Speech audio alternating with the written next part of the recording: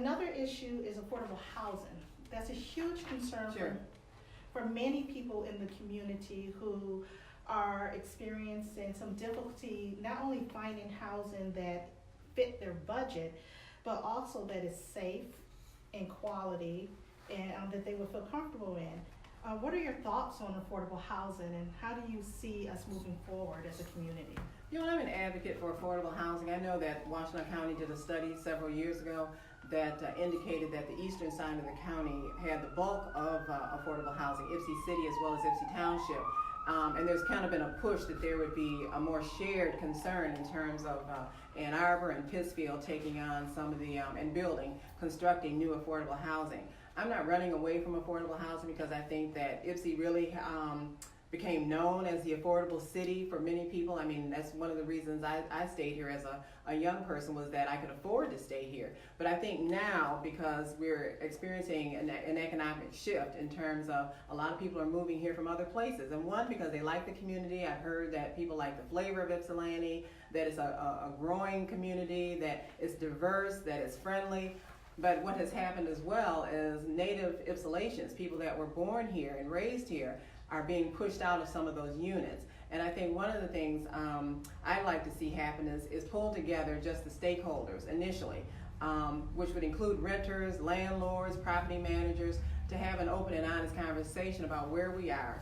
I guess kind of for me, it's like we're moving in the right direction in terms of people are becoming aware of the situation. But I remember working for State Rep David Rutledge, and 4 years ago, McKinley Properties said to us that the shift is coming east, that people are moving east because Ann Arbor is pretty tapped out. And I think that forward thinking, we should have been having those initial conversations then to prepare for that shift, because these things don't happen overnight.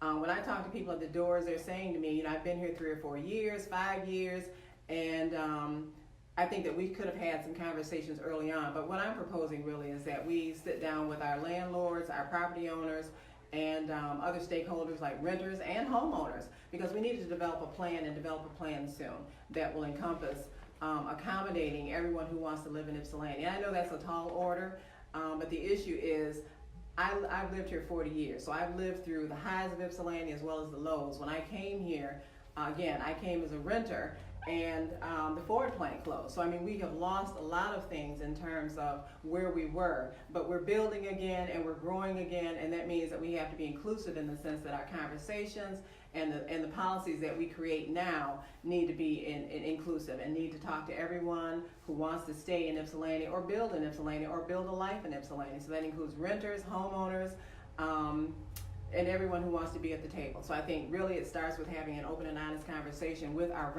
landlords, but that has to include people that are renting. Because I've often had a conversation and a concern around the fact that I'm a homeowner, and I know that my home was built in the 60s, and I know the property issues we've had in terms of having to put in a new sewer and having flooding, and I've heard experiences from some of our renters that they've had to endure some of those same things. So we need to hold our landlords more accountable in terms of when inspections are done, that when issues are found, that they readily correct those things so that people do live in a safe environment.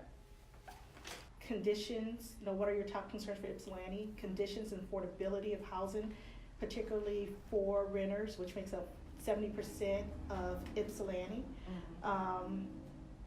You know, some people say housing is so expensive, I'm literally being forced out of the city. That, you know, another person said we have to let affordability. We have too many people pitting affordability and inclusion against financial solvency and health. So how do we make sure that we move forward together? Make sure that we're taking care of people who need their affordable housing, but we're doing so in a financially stable way.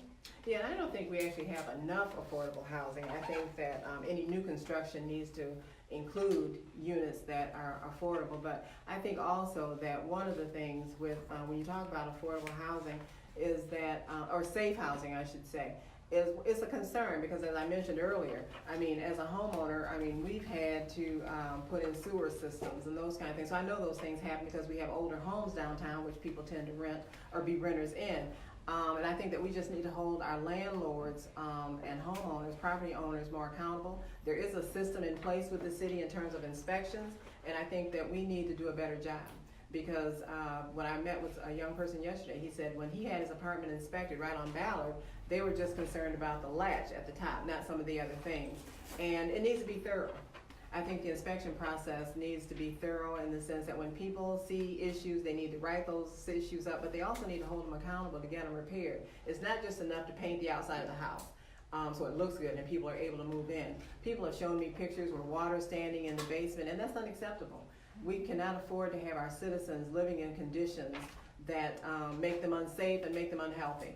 But again, it comes back to having that conversation with our landlords, our property owners, property managers, and renters. Everybody needs to be at the table to have that conversation. The other thing is our property owners, people who actually rent property, need to be more sensitive to the fact that, you know, would you live in those conditions? Would you want your family in those conditions? And these are our family members that are renting those units. We have to be more bold, I think, in terms of having that conversation, more aggressive in having that conversation. We just can't afford now to sit back and say, well, you know, those are renters, because there's 70% of our, as you just indicated, 70% of the people who live here are renting.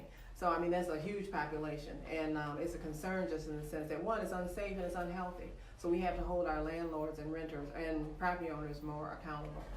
And I don't have all the answers to that, but I think it starts with getting those people in a room and having an honest conversation with them about the fact that the conditions as they've been presented to us and to others is unsafe and unhealthy. And what's the next step? And that means that, one, we have to get the city involved and engaged, and the state if necessary. Have the state come down and say that these properties, and I mean, in some cases, I mean, we've seen it happen before, even with the park system. If it's condemned, then no one is able to rent. And because we don't want people in unsafe housing. And I know those are strong words, but if people are subject to that, then we have to take the next necessary step. And I think, too, another thing I just thought about is the fact that I know Ypsi Township does this, and I think the city does to some degree, but all rental property has to be registered with the township and inspected by the township before a person is even interviewed to be moved into that unit. And I think we need to move to that level, because you want people in safe housing, and housing that's clean, and housing that is doesn't pose health threats.